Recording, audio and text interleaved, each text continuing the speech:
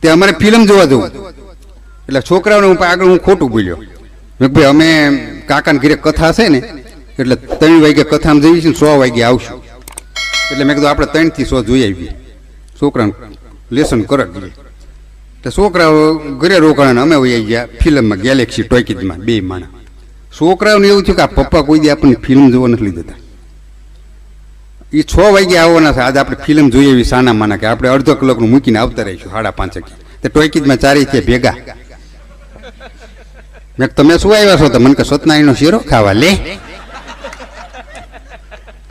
આવા અનુભવ સાહેબ થાય છે.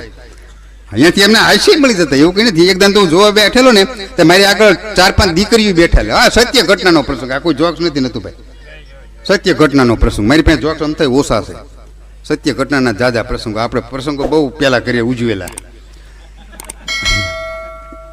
હા, આ તો શું છે કે અમે પહેલા જેસલ જાડેજા જેવા જ હતા. આ તો ઘરે તુળા દે નાયરે આવ્યા ને પછી ભક્તિમાં ભળ્યા.